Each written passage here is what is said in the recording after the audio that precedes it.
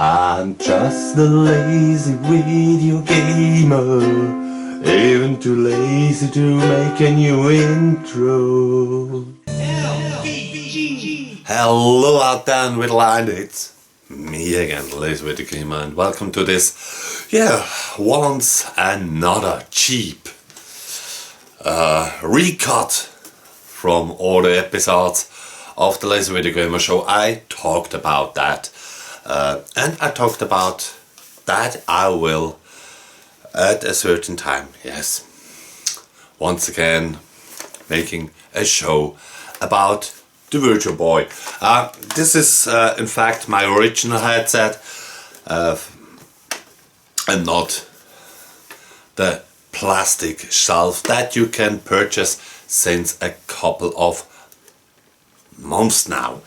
Well, before I start the episode, I just also want to give a little recommendation, cause you don't need the glasses or the plastic shelf from Nintendo to enjoy those Virtual Boy games who are on the Nintendo Switch expansion pack playable. I mean, it's a double price tag on that, as you know, for the expansion pack and the glasses. You can use the Labo glasses if you have some of those, but you can use your computer and search with Google or other search machines. I did it by myself just for VR glasses, Nintendo VR glasses, and you find over AliExpress and on other distributors cheap solutions for $15 or $20 or something like that, in that price range, who has the same use to it.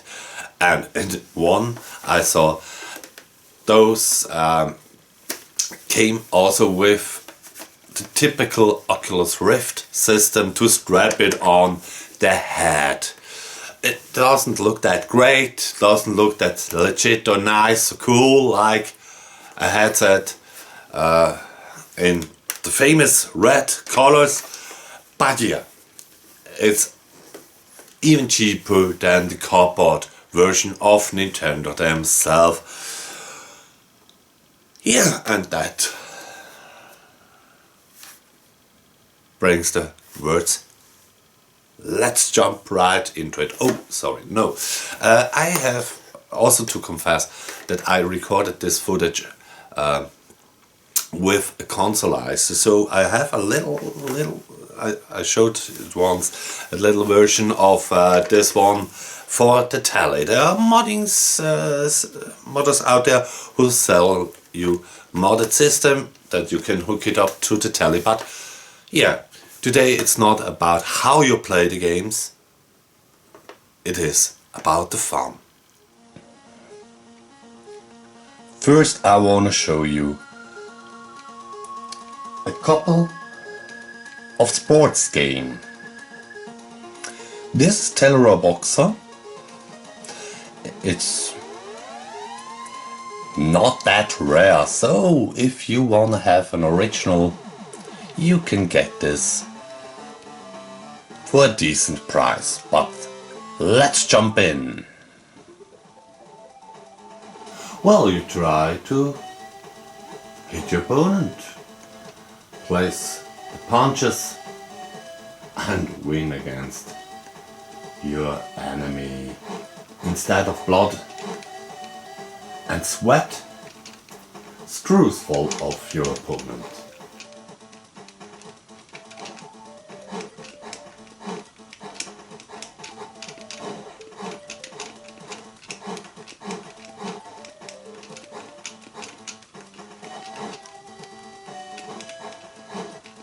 So, and the next game is one of all Europeans' most beloved sports. No, just kidding.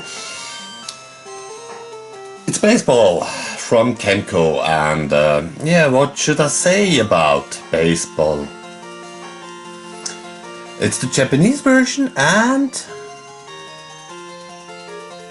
you can choose, of course, various teams. Here, big and cartoony sprites. Yeah. Okay, if you like baseball, Kenko released the game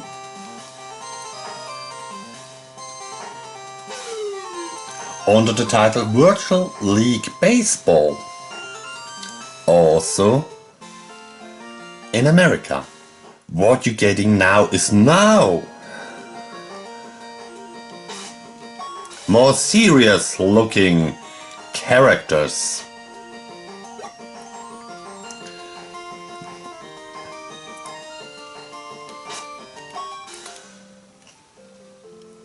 From Pack-In Video, here's virtual fishing. And maybe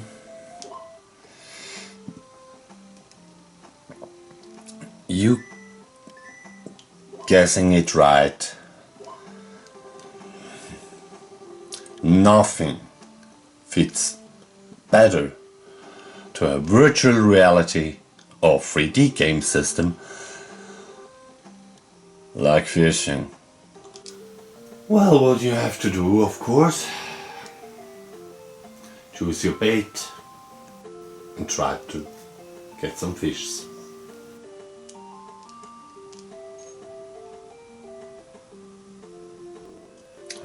But honestly, can I have something with a little bit more exciting and entertaining?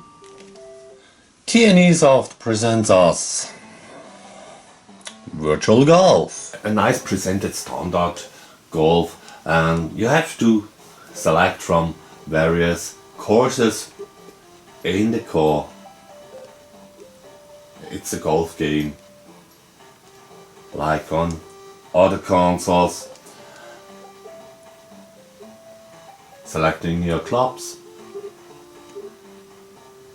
and try to get the ball into the hole.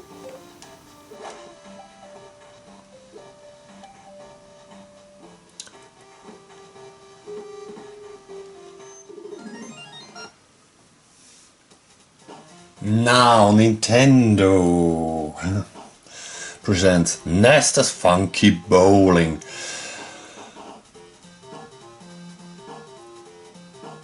There's another bowling game, but it's in Japan available, but I don't own it, and this is, yeah, it's bowling. It's really fun because you can choose one or two players, but actually the link cable was never officially released. So you can play as Nestor, the boy on the left, or Hester, his sister, on the right. Now, who is this Nestor? It was a character who appeared once, twice, or maybe 3 times in the American Nintendo Club magazine, and then later was dropped.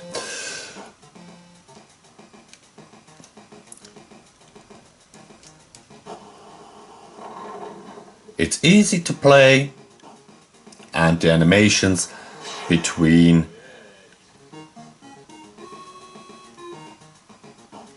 the balls of kind of funny. Here comes the American Pack-In title, Mario Tennis. It was the first Mario Tennis game ever. Now, it is practically an updated version from the first tennis from the Game Boy. 7 characters from the Mario universe and just 4 memories. The long missed Donkey Kong Jr., who was in this game had his last appearance, even in Mario Kart or Super Mario Kart on the SNES. He was a playable character and then he disappeared.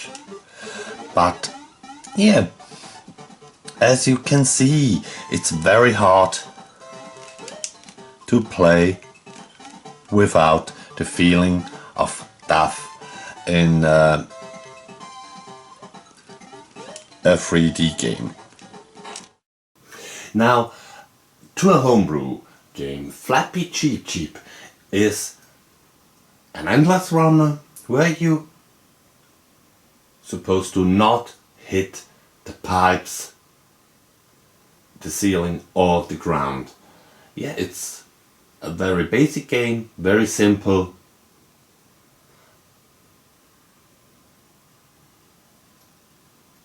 But I like it for just the existence.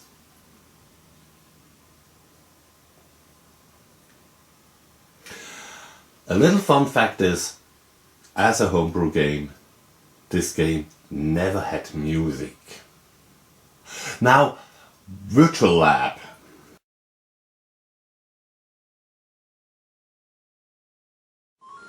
It's practically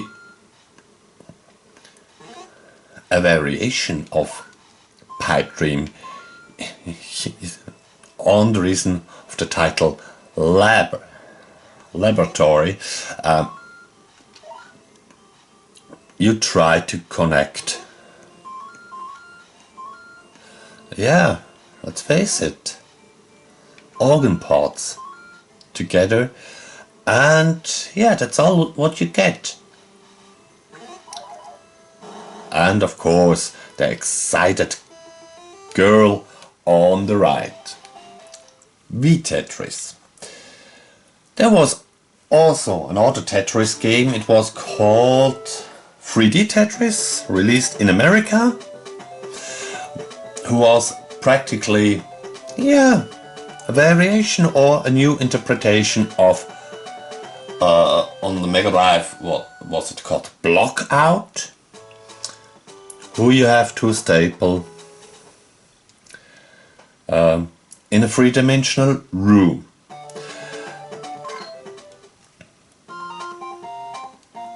Here, of course, you can choose some different modes, music, and then play around.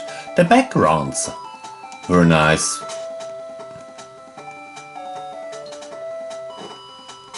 But as you can see, it's practically a regular Tetris. So, was that virtual? Galactic Pinball. You can choose from a variation of 4 tables or 3 tables. It's okay for a round or 2. But one question is there, really? Why it's called pinball? It's more a hockey puck. And it's even written. How many pucks do you have? What seems to be spooky isn't. It's Panic Bomber from Hudson Soft. And yeah, what should I say? It's not Bomberman. Bomberman wouldn't make much sense. But Panic Bomber, practically variation of Puyo Puyo, where you try to get the right tiles together and yeah, win against your opponent.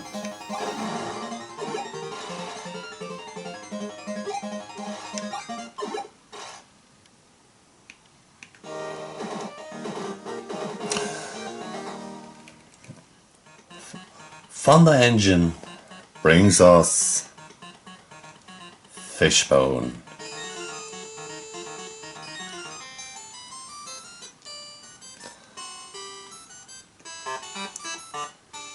You can choose some different designs. Oh, let me take this one.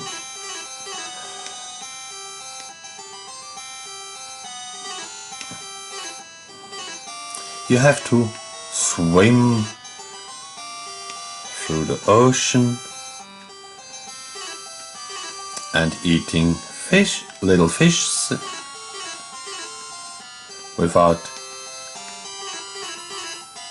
hitting anything else. Atlas brings us a game from the Final Fantasy universe, if I got it correct. Jack Bros. You have to go for the key,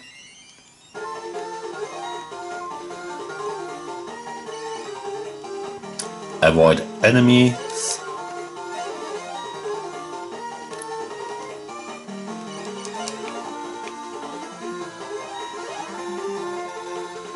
and then goes to the lower section of the level.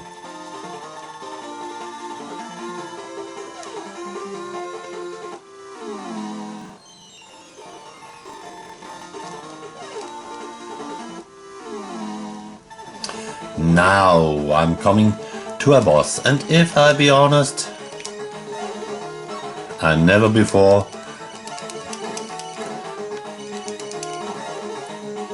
won again this monster, and so I do neither in this round.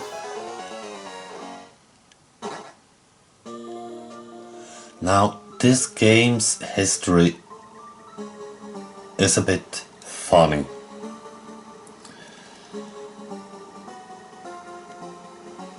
I heard some rumors that this game shouldn't be only the bonus levels of another game that was released on the Virtual Boy. So I'm skipping the intro and we'll jump into Mario Clash.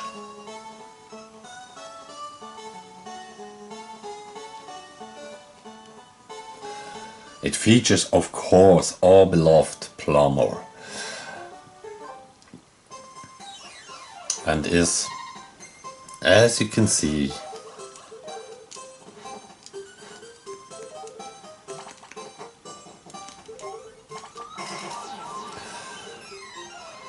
a little bit trickier version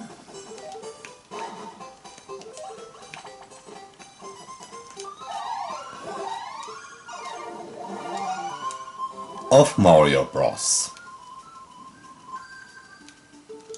Right to the maybe best Virtual Boy game who was released, Wario Land. It's funny cause this game never was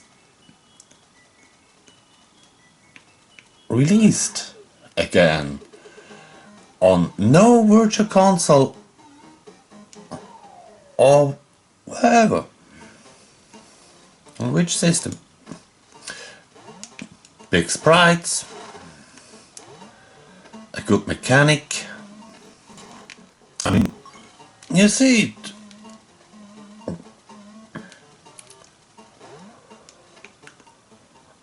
It's a pretty decent game.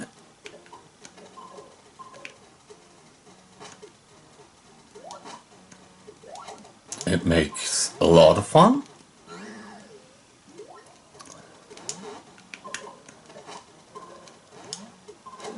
And has the qualities to just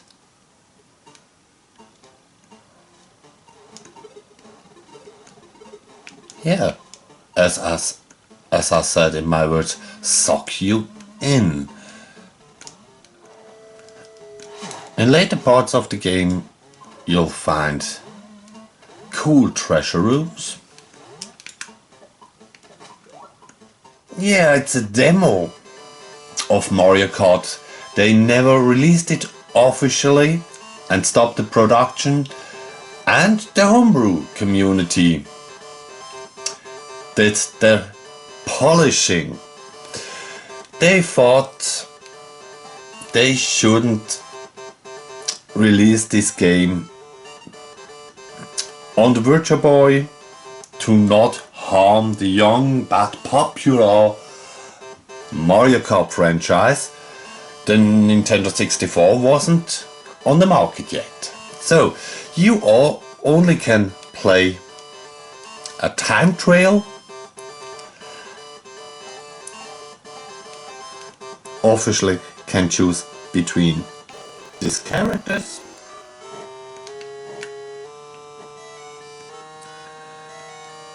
Yeah, the music is recognizable.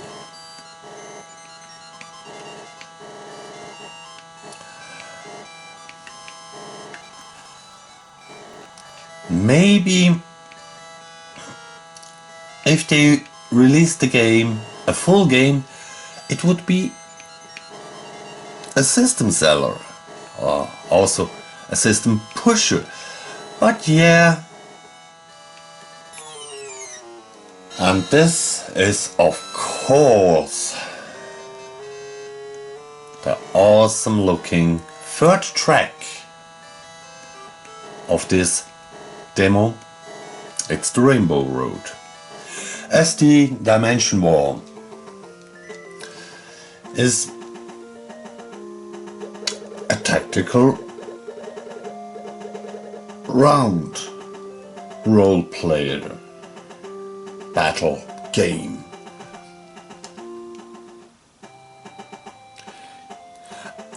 It also has the ability to save, and that isn't the worst thing, cause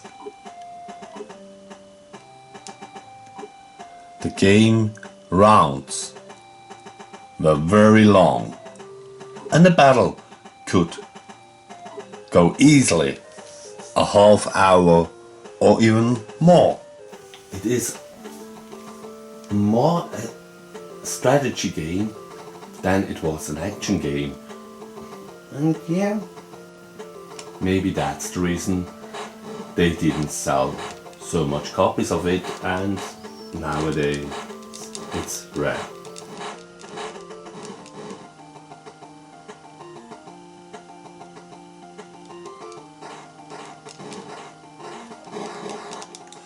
IMAX presents a Japan-only release, Innsmouth no Yakata.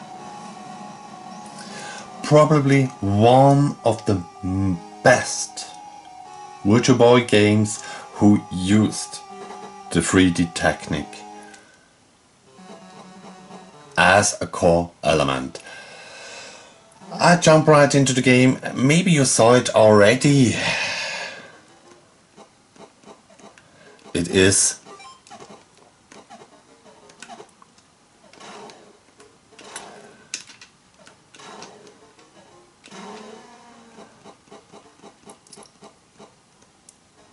yeah, let me say, an ego shooter. You have to find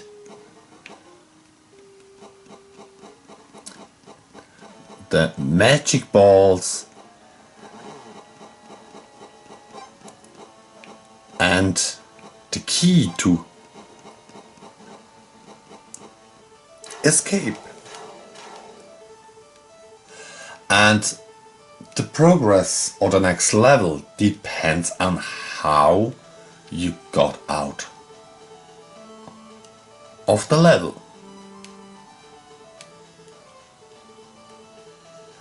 As you can see, you have 4 different endings, and if you changed your path at a certain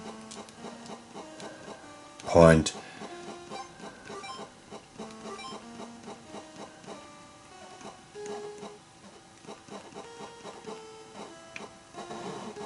you couldn't get back. Once again, T&E Soft brought us a game, and if I be honest, I like it still even today.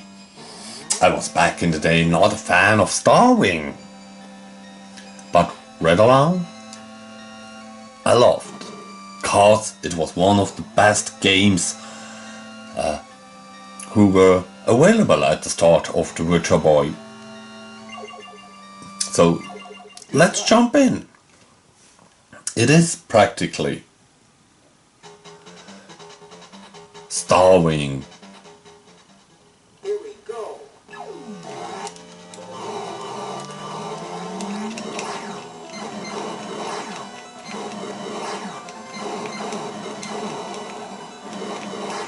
The only difficulty in this game is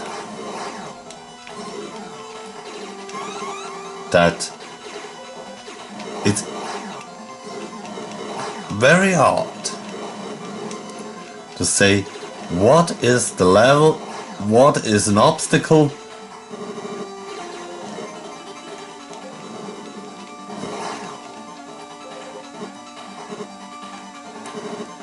and what is an enemy.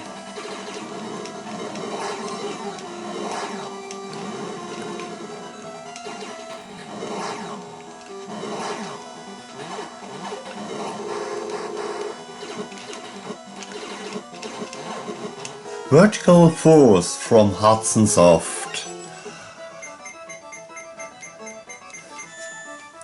is, as the name told you,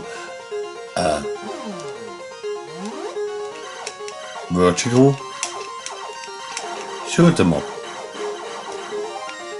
The triggers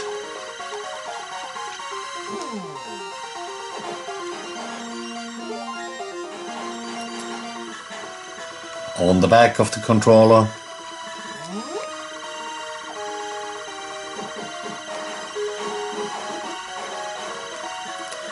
For the firing,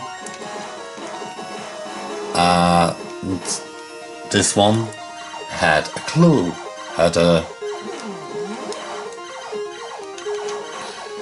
you could skip between foreground and background, or let me say higher level to the lower level.